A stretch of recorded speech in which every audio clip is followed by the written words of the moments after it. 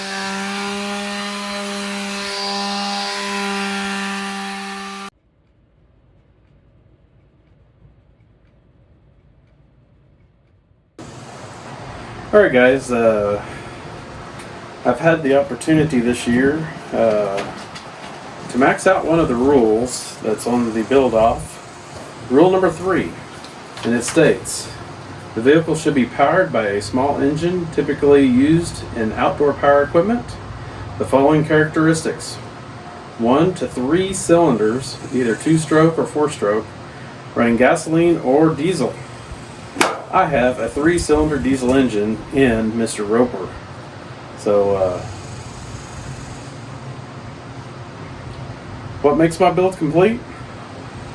Let's go over the rules and I'll perform each rule on the tractor. So let's take it out to the yard and I'll show you more. Alright guys, I brought you out here in front of the building in hopes that it'll block the wind because it's pretty windy today.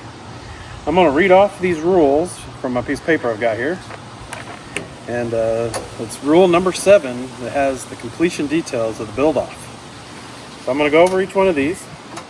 Starts with a switch or pull start. I don't need a pull start.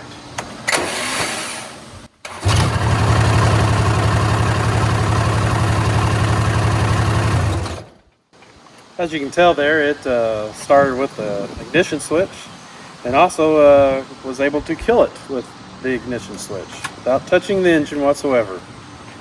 So that's items A and D of rule number 7.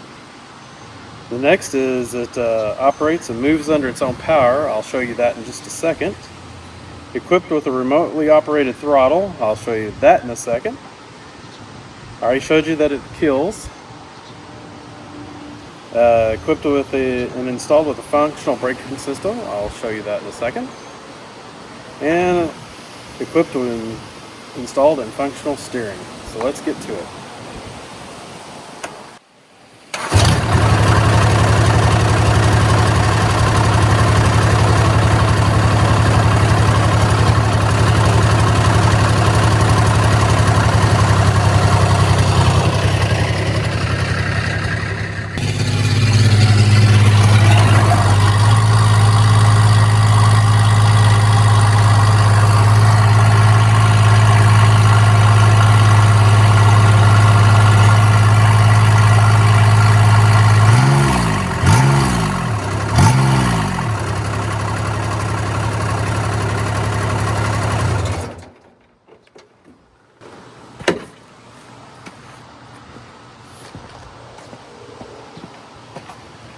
As you can see there, pretty much everything I listed off was shown to you, other than maybe steering, but I had to had to use steering to get around the circle behind the camera. So as you can see, Mr. Roper meets all these requirements. Now let's go over a few other things that I have put in the tractor and what I plan to use it for. So Mr. Roper is a utility tractor build. I hope and I've already started using the tractor around the yard. So let's go over the tractor and its little features.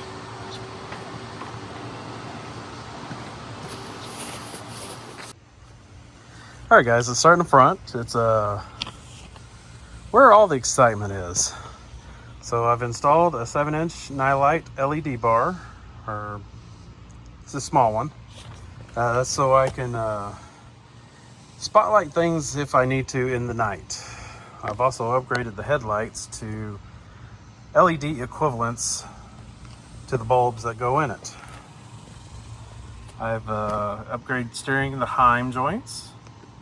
I did take a parts tractor front axle that's a cast iron and put it on the tractor. Let's go on. Let's all this fun under the hood. Yep, there it is, the 3-cylinder diesel, water cooled, 17 to 18 horse, sometimes rated at 19. Kubota engine, came out of a Kubota lawn and garden tractor. Or at least they say it's a lawn and garden tractor. I call it just a lawn tractor. But I replaced the hood with a newer model Craftsman hood that sort of fit over the radiator just fine. The square hood that was on it from its redneck Roperman days, it would work, but I wanted a little more room, and this newer design gave me more features that I'll show you in just a second. This tractor should have had one of those Roper long snout hoods. All right, moving along. I've got a smaller little battery there. It's working great. I have horns, very loud. Let's see what else. On the dash, these are working lights from the Kubota. Those are actually the icons from the Kubota as well. As you can see, those are coming on. If I turn the glow plug on, that should light up. And of course, it's not overheating, so that one's not going to come on. All right, how's it kill? I'm just using the standard solenoid there to cut the fuel off. It does have the Roper 6-speed transmission with high-low. All right, how am I powering the transaxle? I used a pulley off of a Murray GT mower deck. I got the bolt pattern for that crank pulley, and I drilled out the holes and attached it. Pretty simple. I'm also using a Craftsman style drive mule. I did have to lower the one pulley because the crank is lower on the diesel than it is on a Briggs & Stratton. So I put a little belt guard to protect it. The only issue I have with the belt system at this time, I have a 91-inch belt. It needs a 90. But it's working great nonetheless. All right, let's see what else. This is the nightlight on-off switch. It's the headlight on-off switch. The Kubota ignition, actually. So you got run, glow plugs, and start, which is underneath this screw there. Didn't need to, but I went ahead and mounted the reverse switch, but that's kind of pointless since there's no reverse safety. Moving on back, I have made a little 2-inch receiver bumper combo with a ammo box storage compartment that I've got right now, a chain and a screwdriver. I use those on a lot of my builds. Got little LED lights on the back. You can see those.